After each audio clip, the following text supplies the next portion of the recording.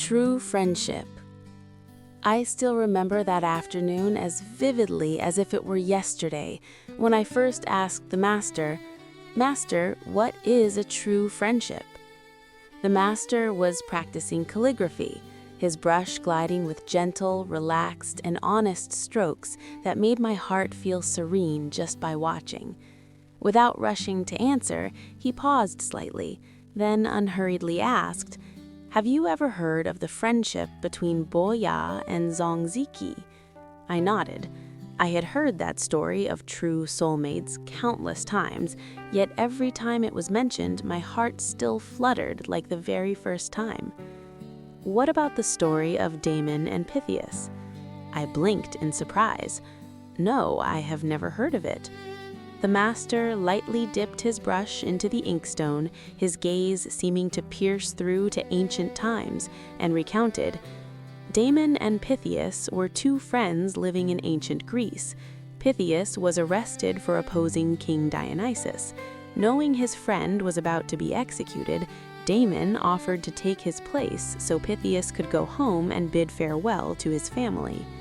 The king sneered, "Do you truly believe he will return?" But Damon did not hesitate to accept all risks, as long as he kept his word to his best friend. I sat in stunned silence. A person could place their own life in their friend's hands without a single doubt. The master continued, and Pythias did return, right on the day of the execution. Seeing them keep their word to each other until the very end, Dionysus was deeply moved and spared both of their lives. You see, true friendship is when one person is willing to trade everything for you, and the other never takes advantage of it. I sat still, my heart settling deeply into the story permeated with loyalty and affection. The master admired his calligraphy piece before finishing it, slowly continuing, "What about the story of the two soldiers?" I immediately pleaded, "Please tell me, master." The master nodded, his voice carrying its familiar deep tone. During World War I, there were two soldiers who were best friends. In a fierce battle, one was wounded and trapped in no man's land. His comrades advised the other not to go, as it was nothing short of suicide. But the soldier rushed out anyway. By the time he carried his friend back to the trench, his friend had stopped breathing. A comrade scolded him, "You see, it wasn't worth it at all." But the soldier smiled weakly. "No, when I got there, he was still alive. He said, 'I knew you would come.'" I shivered.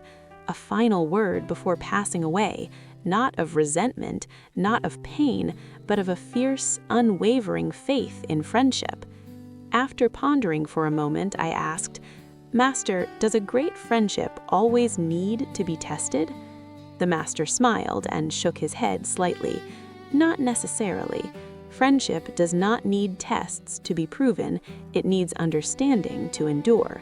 Especially a friendship of common language, my child."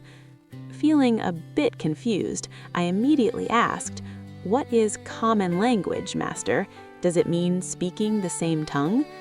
The master gave a slight nod. "It is true they share a language, but it is a language based on a foundational agreement. Common language is not just about speaking the same tongue.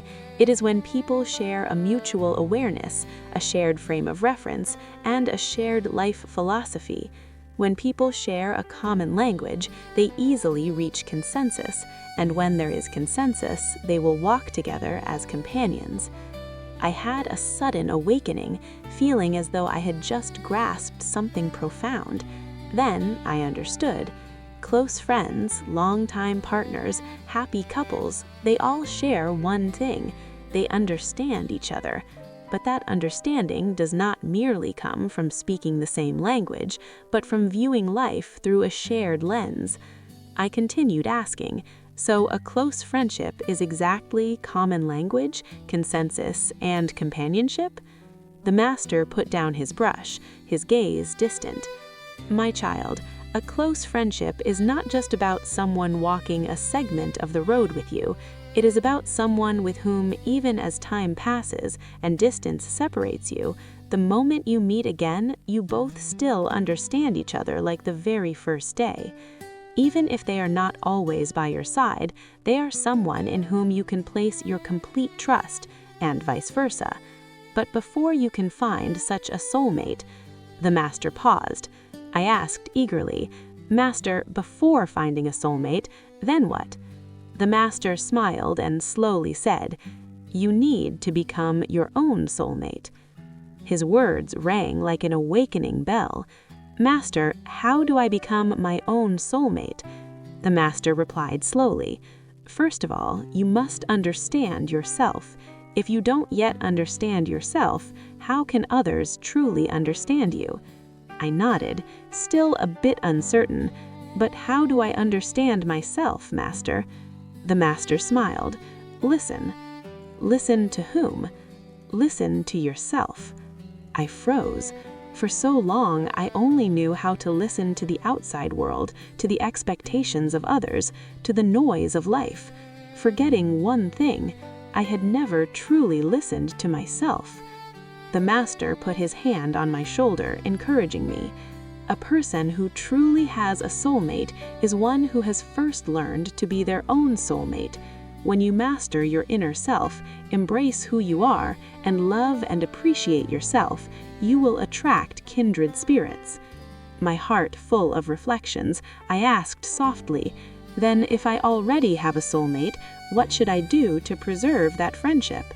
The master hung his calligraphy piece on the wall, then gently said, "Fixate your desires and expectations. Remember that friendship is not what we demand, but what we give. If you always cherish that friend, without demanding, without imposing, without possessing, without attachment, simply accompanying each other, then the friendship will last forever."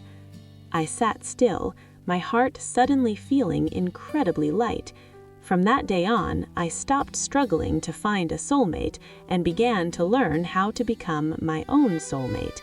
And then, miraculously, I realized that my soulmates had always been by my side. I just had never recognized them before.